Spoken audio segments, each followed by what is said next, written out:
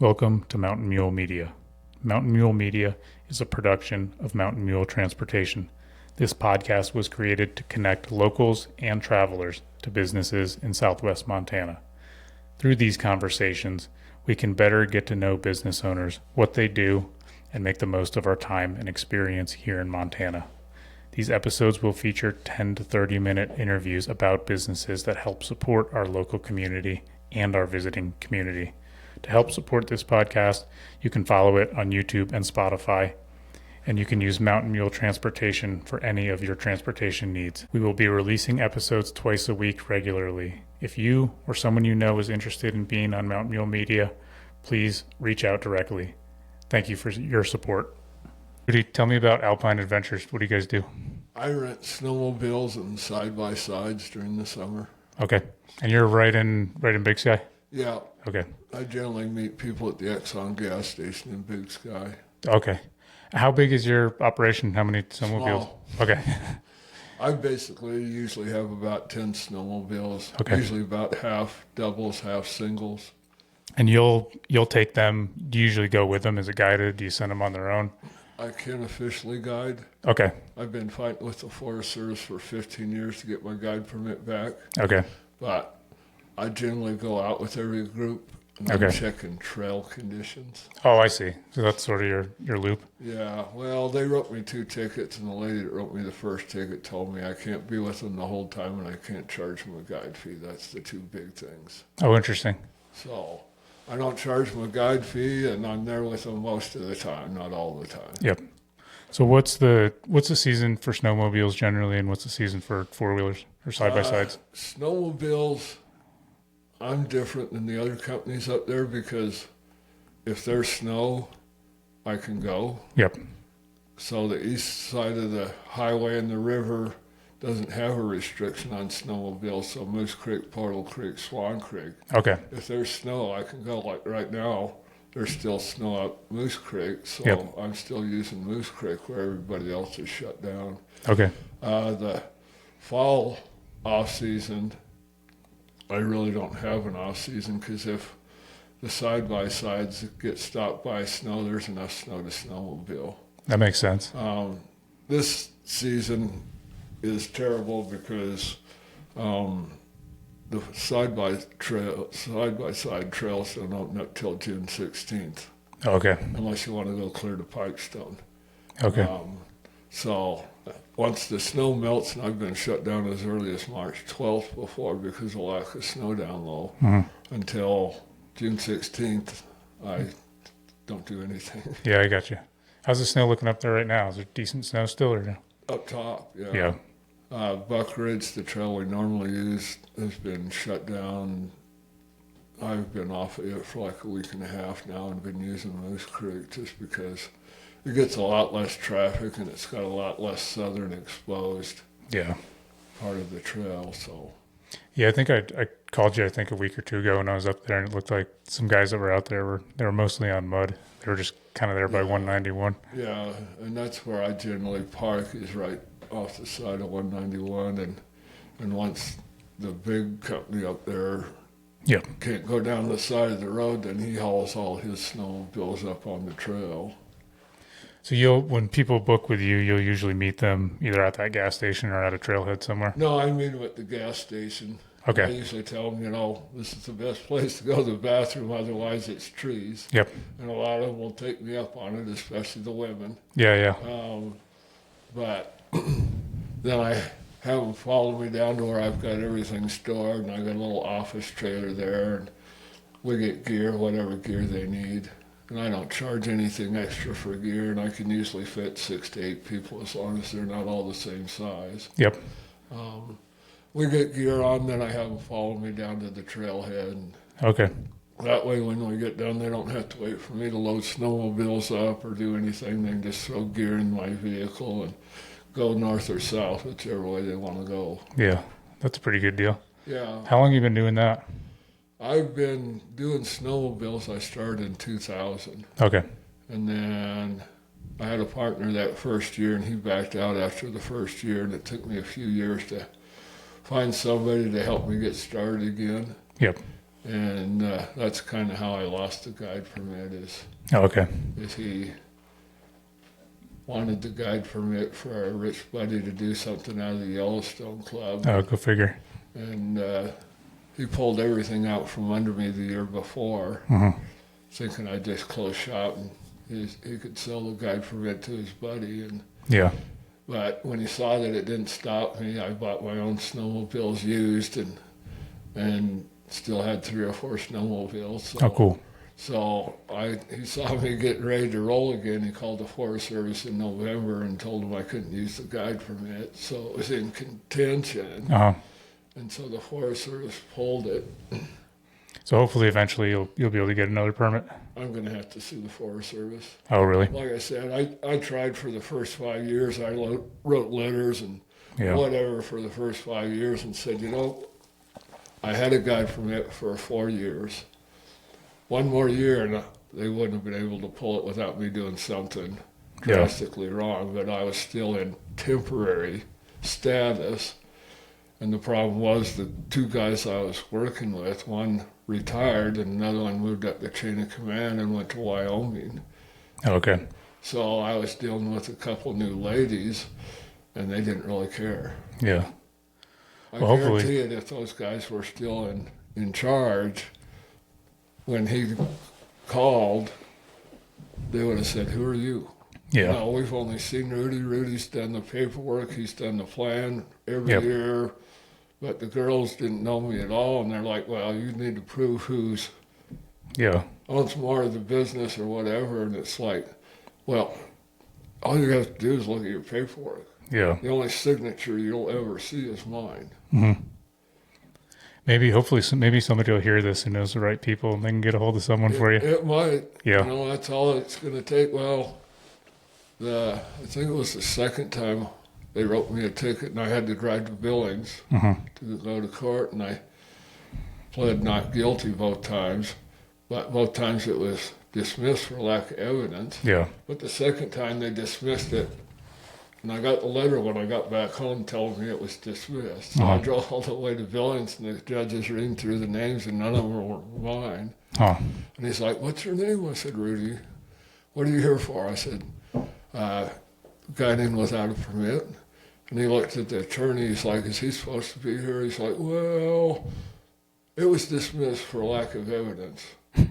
And I said, "Well, I want to be here. I want it to go to court because then I can ask, why don't I have a guide permit? Why was my guide permit taken from me?" And that'll get the ball rolling to sue the Forest Service and say, "Hey, Yeah, I hear you. I don't think you really had a right to do that." And the judge says, "Well, if you go down to the office, we can, you can talk to the secretary and she can give you the reasons why it was dismissed and everything else." And while I was down there at the office, he walked up and he asked me about my story, and I told him the whole thing, and he told me, he's like, "You didn't hear this from me, but I think you should find an attorney."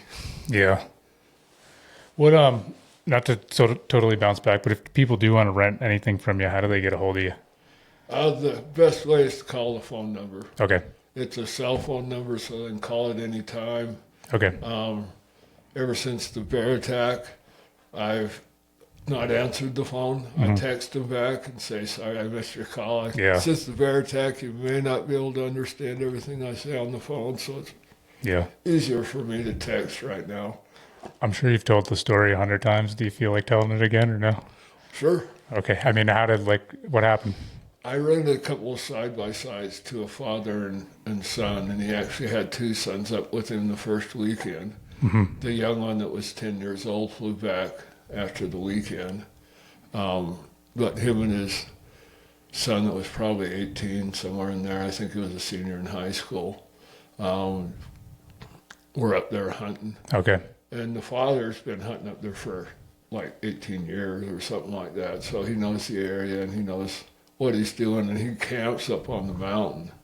So they got down to one side-by-side after the youngest one left, and they ended up having an issue with one. So he called me and he's like, "Hey, could we switch out that for the other one that we had the first weekend?" I said, "Sure." And he's like, you don't happen to know somebody with a tracking dog, do you? And I said, no, I just put mine down last winter. He's like, my son shot a really nice buck, and there's not enough snow, we lost its trail.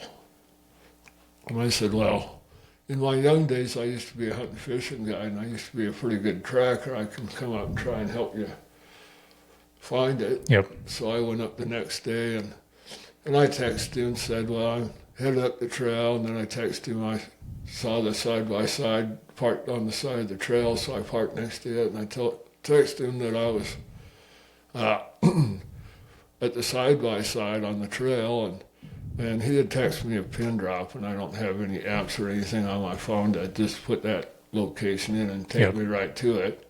So I knew it was west of Yellow Mule Trail and north of the Buck Ridge Trail. Yep. So I just started heading down the first Yellow Mule Trail, and I probably got a half a mile to a mile down the trail, and I got a text from him saying, well, it's easier if you go down the ridge instead of down the trail, then you don't have to mess with the cliff. And I'd already passed the cliff, so it's like, well, I'll shoot up through the trees here and then head up the ridge and see if I can find the location. And I probably got about maybe 500 feet into the trees, and I jumped a small bear, probably its first year out on it, so I took off like a shot. I barely saw him. Yep. But from that moment on, my first bear encounter was when I was 10. Oh, okay. So I've had plenty of bear experience. So it's like from that moment on, my gun was in my hand. And that was a grizzly you bumped? Yeah, First, yep. the first one, yeah. And I've actually seen in the summer as many as 6 of them in one day up there. So they're there. But anyhow, I hiked up the ridge a little ways, and I could hear a bunch of crows and see them kind of circling around above. But there was a bunch of them there, so I walked over the next ridge that looks down into the second Yellow Mule where the Forest Service cabin is. And I kind of looked over that edge a little bit, and then I hiked down that ridge and got back to the same spot that I jumped the first bear. And then I got a text from the father saying, well, the pin drop is where we shot the deer. Because I texted him and asked him, well, is that where you camped, where you are, where they shot the deer, or what? And so I got a text back from him saying that's where they shot the deer yesterday, and they had left their backpacks there. So I hiked up the ridge till I found their backpacks. And I texted him and said, well, I'm at the backpacks. And he said, wait right there. We're only 5 minutes away. I'll send my son over. And so I thought to myself, well, I'll have a piece of jerky and a little Gatorade. And I always keep a dead shell in the cylinder that's going to fire next in my 357 in case my kids or grandkids ever got a hold of it. Okay. And I thought to myself, I need to spend that just in case I need it. And I should have thought of that after I jumped the first bear when I first pulled it out.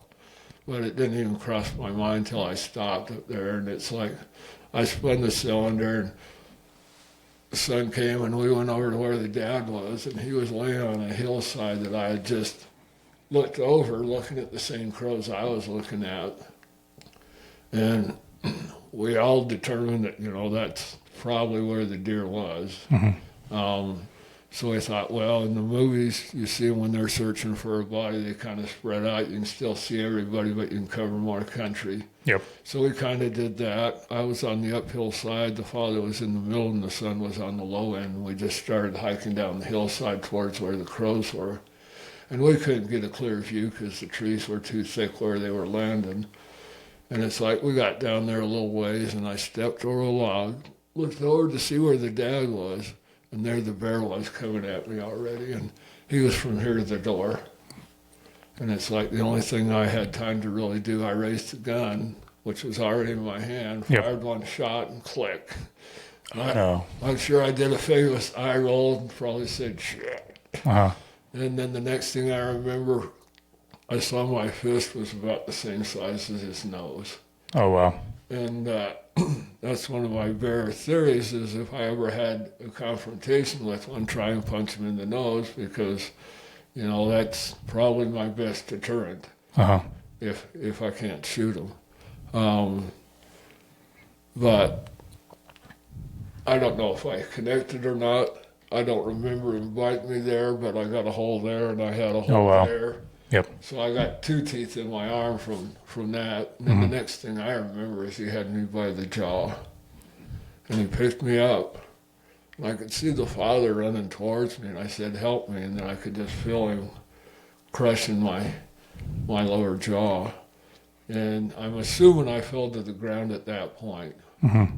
I don't remember the rest of the attack. The next thing I remember is him running away. Mm-hmm. But he stepped and clawed my chest, and he was heavy enough that he collapsed my lung. Ugh. And then he bit my leg. And did they shoot at him or anything, or no? The dad thought he shot a couple of shots, but he said he was afraid to shoot while the bear had me because he was shaking me around like a rag doll. So they resorted to throwing rocks and sticks and yelling at it. Mm-hmm. And with the 2 of them running at it, and I'm assuming once I hit the ground, I was probably pretty much motionless. Yeah. So he probably figured I was dead, and he took off, and that's the next thing I remember was that butt just running away from me. Mm-hmm. And within seconds, George was by my side, and I don't know if I dropped my gun. I don't believe I still had it in my hand, but he picked up my gun and fired it in the direction that the bear took off. I'm assuming because he saw me point the gun at him and was wondering why I didn't shoot her if the gun had a problem or whatever, and it fired, and so he knew that the gun worked. But, Yeah. yeah. Did you figure, was it that dud round you had in there? Yep.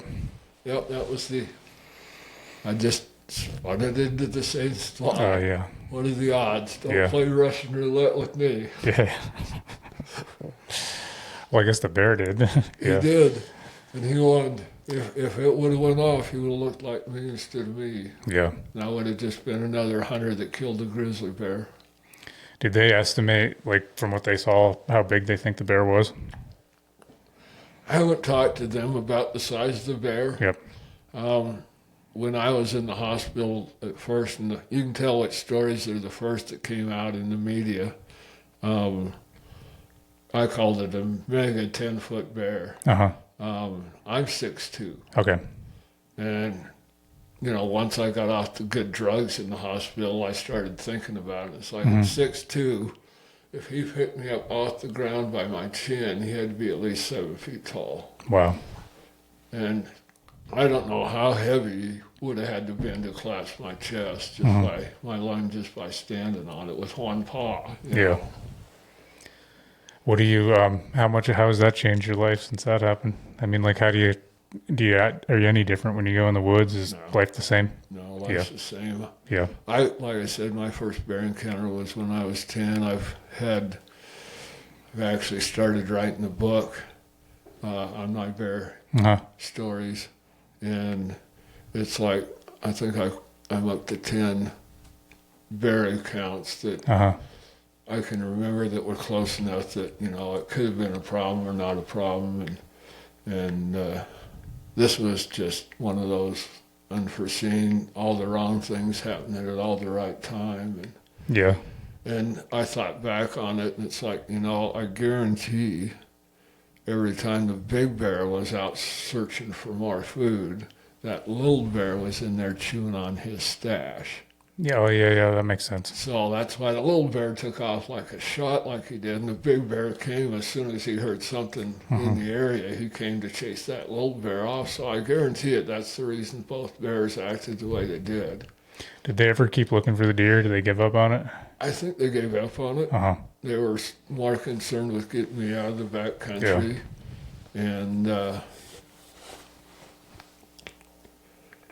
yeah, like I said, I've communicated with them versus messaging, texting, but I haven't really talked to them face to face or anything. Yep. And was it a mule deer or a whitetail? Mule deer. Yep. Yeah. They're pretty common up that way. Yeah. Yeah. Yeah. You don't get any whitetails up that high generally. They'll stay in the river bottom and down in the flats more. Yeah, right where we are. If you drive past here, that big field past the hospital, that's a haven for whitetail. There's some beautiful deer out there every summer. Yeah. Backing up, where are you from originally? You said your first bear encounter was 10? Was that out here? You've been out here your whole life? I grew up west of here. Okay. So I was born in Utah, but we moved to Montana when I was 10. Uh-huh. So in that first summer we spent, my grandfather had a mining claim. Oh, okay. And there was like 10 cabins there, and we spent that first summer in those cabins, and that was my first bear encounters happened that summer. Actually, that was the first year that I ever saw a wolverine too. Oh, okay. So yeah, I told you we just went to the bear safety thing there at the museum last week, and they were showing kind of the different grizzly populations, and they've definitely branched out a ways from this area. Well, I know the area where I grew up was Sheridan, Montana. Okay.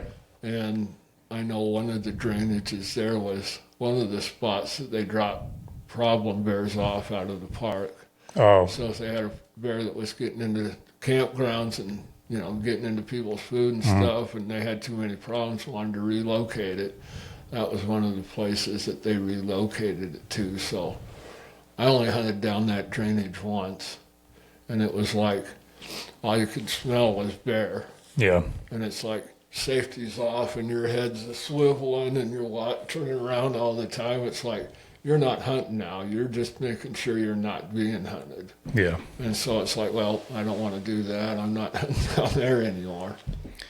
Was this September? September 8th. Yeah. Yep. Year and a half. Yeah, that woman's the Forest Service agent. She was saying that I think September is that peak month when they're eating the most because they're preparing for hibernation. And she said, I think she said did she say that it's like some days they'll eat like 20,000 calories a day? Well, I'm sure. And I think they get kind of like, they just get tunnel vision. That's all they're doing is eating. Yeah. They're not thinking about anything else. Well, and after guiding for 3 years, it's like I learned really quick because where I was guiding was Tom Miner Basin, which is just this side of Gardner. Yep. And it's like I learned real quick that the bears tend to think of a bugle, an elk bugle, as a dinner bell. Yeah. Because, if two bulls are fighting and one gets hurt, that's easy eating there. That's an easy catch, easy kill. So if they're smart bears and been around for a while, they get to know that bugle, whether it's a guy and a guy bugling each other or an elk and an elk bugling each other. A lot of times they're going to go check it out and see what's going on. Yeah, that makes sense. So, yeah, and they say they can smell blood, for quite a while. Yeah. But they determined that the bear was on a dead deer and he had a stash of pine nuts there. They said the deer was buried, so they didn't think it was the same deer that the son shot the day before because it was just too old to be the one that they shot. Did they find the bear and euthanize it or no? No. Okay. They stopped looking for it the second day because they went to the site and determined that he was guarding something. He was acting in accordance to what a bear should do, and he wasn't acting aggressively, so they stopped. And they didn't find any blood. The father thought he shot him, but they didn't find any blood besides mine. And they were archery hunting if it was September. Yeah. Yep. Yeah. Yeah, it seems like that's the biggest danger month. It's probably that September archery month, just with how hungry those bears are. Yeah. And that you usually get your first snow sometime in September up high. And so that gets them thinking, well, hibernation's coming. Yeah. Well, I need to get the move on. Yeah, that makes sense. So, yeah. Yeah. What's the rest of your life been like out here just growing up? Would you do most of your life in Montana? I've worked probably every job that you could think of. Okay. Once my oldest got old enough and doing stuff in school, I decided I wanted to be self-employed, so I started mowing lawns up in Big Sky so I could be my own boss and take off days and whatever. Yeah. And just naturally, I was thinking, what am I going to do to fill out the winter? And just snowmobiling came to mind because I love snowmobiling. I've been snowmobiling since probably 79 or 80. Okay. But it just kind of fit naturally together between the lawn care and the snowmobiling. And then one summer I got like 70 calls for side-by-sides, and it's like, crap, I better buy a couple of side-by-sides and start doing that on the side. And I've been doing sprinklers and sprinkler repair for like 20 years. And my boss was really good about it. He's like, I'll take you whenever you can be here. You know, if you can be here, you can work here, whether it's 2 hours a day or, 3 days in a row. I'm good with whatever. So I've been doing that. Do you camp much in the backcountry or no? I haven't for a long time.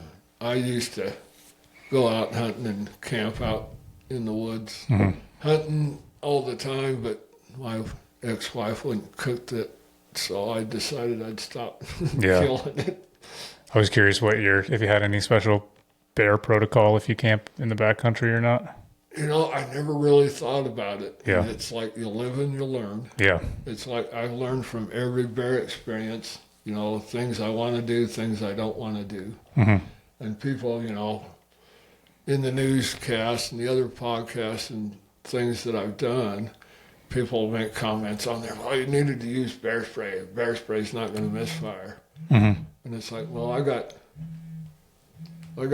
bear spray right in front of my pistol holster. Yeah. But, it happened so quick. Yeah. I wouldn't even have got it out. Even if my gun would have been in the holster, I would have got it out and he would have been on me. Yeah.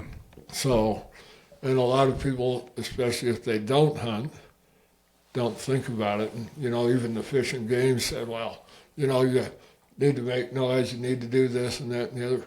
But we're hunting a wounded animal. Yeah.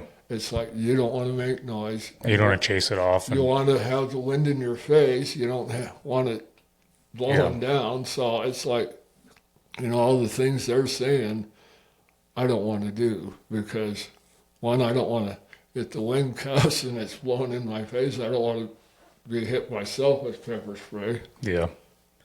Who knows? It's easy to make a lot of comments, but if you get in that situation, you don't know what the hell you're going to do. Well, it's like I've always said, and it's experience. And I've been telling people years, all the years I've been doing the side-by-sides, because at the end of the trail, you could see where a little bear climbed up the tree. You could see his claw marks going all the way up the tree. And so if people make it to the end of the trail, I always show them that. And and we've seen bears 2 or 3 times, actually probably 4 or 5 times up there.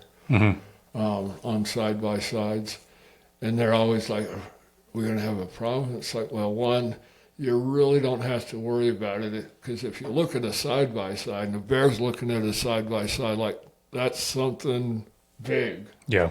If it was another bear, I don't know that I'd want to take that on. Yeah. So if you got 2 or 3 going up at the same time, they're not going to mess with you. You're pretty safe in the vehicle. I'm usually on a side or a 4-wheeler or a dirt bike, so, natural tendency of a predator is they're going to go after the smallest, weakest one, which is going to be me. Yeah. But they always ask me, well, what do we do? And I said, well, I'm not your playing dead kind of guy. Yeah. I said, my philosophy from the first bear encounter was, I'm running to the nearest tree I can climb. And my philosophy is, even if they can climb the tree, that takes all the weight out of their hit. Yeah. So, and they generally got to hang on, so you got one paw in the mouth that you got to worry about. Yeah. And if that mouth gets close enough and you're up there, you kick them in the nose. Yeah. They might lose balance enough that they fall out of the tree, and they're not going to want anything to do with you at that point. They're going to say it's not worth it. So to me, I'd rather do that than lay on the ground and still get bitten and swatted a few times. So yeah. Yeah, the amount of strength they got, especially when they got the gravity on their side and you're below them. Well, and I watched one grizzly bear when I was a hunting guide chase down a calf elk. And the mother kept coming back trying to save her calf, and the bear kept chasing her off. And it's like at that point I realized how fast they really were. Yeah. And it's like he could have caught the cow if he wanted to. But he was satisfied with the calf that he had. Yeah. Yeah, 35 miles an hour. Nobody's running that fast. Yeah. Even that's what they were saying when we took that course too. If you're on a bike, like you might not be able to outrun them, and they're gonna take the direct route. Right. They're not gonna follow the bike trail. Right. So it's a thought for a second, but I don't think running is the. Well, and that's always been my thing is when I'm out hiking or hunting, it's like I'm always aware of the trees that are closest to me. I try and keep an eye on trees because in those first few years after the first bear attack, my brother and I used to hunt those woods for squirrels and rabbits all the time. There was a few times our dog, who was part wolf, came crashing through the trees running back to us, and I thought it was a bear. Oh, yeah. And it's like twice I climbed trees, and both times it didn't work out well for me. Yeah. If it would have been a bear, the first one was a small dead tree. I don't even know how the heck I climbed it. I got up it far enough, and then it fell over on me. And then the second one I climbed wasn't much bigger, but it was bent over due to snow load or another tree falling on it when it was young. So it's like I climbed up and realized I was like a human pinata there. Yeah. And it's like, yeah, okay, so you really got to focus on trees that are around you. And I had a pretty good sized tree to my right. Yep. So I was still in that mode even because I've been doing it long enough. But I knew I had a tree to my right, but it was a little big to really be climbing. There wasn't any branches or footholds really accessible to get up. So it's like, hindsight, I could have stepped behind that tree. Instead of pulling the gun up, I could have stepped behind that tree, and what would have that given me? Yeah. I don't know if it would have given me much. Yeah, it's hard to say. So. Yeah, I was on Storm Castle coming down, and a black bear was just walking up the trail. I thought it was a dog at first. I stopped. It stopped, looked at me. It was a cub, and then it scattered pretty quick. I had spray on me then, but it was funny. I passed half a dozen hikers, and none of them had anything on them. Right. And I said, hey, it was a black bear, but it was a cub. So there's probably a sow somewhere. There's mom somewhere. Yeah. And that's what I was looking left and right because the cub ran off quick, but that was my first thought. Yeah. Yes, I'm surprised it never ends, the amount of people that go out here without spray or a gun. We saw a bear on the trail once up Buck Ridge on side-by-sides. And when we were coming down, we met a mom with two kids on bicycles, and they were walking their bikes up the steep part of the trail, and I stopped and I told them, there's a bear up there. Yeah. You're not going to outrun them. Yeah. Yeah, it's scary too if you got your kids with you. So, yeah. Yeah. So, so other than that, like bears though, you're still just same as you were. Yeah. Nothing any different. My attitude's the same. I never ever had the thought of, I want to go shoot a bear, get a bearskin rug or anything like that. It just isn't one of the things I really had a desire to hunt. But I tell people now, if I could get them delisted, I'd probably go hunt that one. Yeah. That's fair enough. Yeah. Yeah. I tell people all the time, I'll win round two. And my daughter, when I was in the hospital, said, he's going to be Rambo'd up. And I'm already there. I got my dad's old police 357. Okay. I bought a 10 mil. And now I got a 45. Okay. So it's like, if it comes down to it, that one misfires. I got another one in the other hand. And even I told people if I would have had my 22 pistol and had both guns out, they're like, well, what's a 22 going to do to a bear? And I guarantee you, if you're pumping 5 or 6 shots right in his mouth, which that's what would have happened, I would have been right there. If he's losing teeth and his tongue's getting hit, and it might not be enough to kill him. Might deter him, But I guarantee it, once he starts taking loads in the face, even at 22, he's going to start thinking, is this worth it? Am I going to win this battle? Yeah. So that's what I tell people all the time. Doesn't matter what you're packing, 22, 45, Doesn't matter, you know. One, you got to know how to use it, and two, you got to be practiced enough that, you know, if you're scared and your adrenaline's kicking, that you're going to react the way you need to react. You can't. Yeah. I had doe hunters when I was guiding that I had a bull elk so close to him that he was raking his horns in the dirt and throwing dirt and sagebrush on the guy. That's how close he was. And he just froze. He couldn't do anything. Yeah. So it's like, you know, you got to be able to take that adrenaline and be able to use it to do what you want to do. Yeah, it's tough to train for. You don't realize that till for whatever reason, when that animal steps in front of you, that your heart starts pumping, you start shaking. And I was really disappointed when the police department or highway patrol or whoever bought the gun place out at Four Corners, because they had a really good live scenario. And, you know, you could do people, you could do this or that or the other. They had a couple of different scenarios that you could go in and do a live practice. Yeah.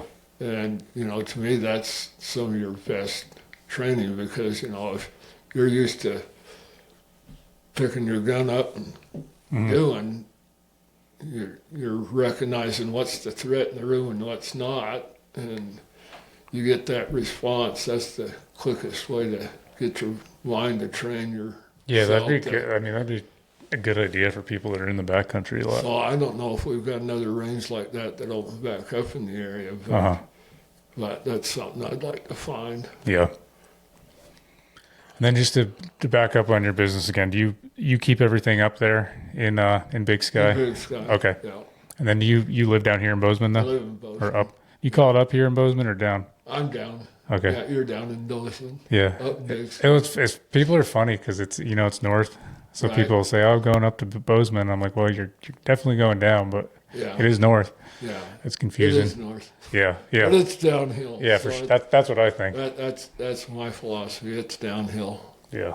But I do the same thing with, you know, it's down to Salt Lake, not up to Salt Lake. Yeah.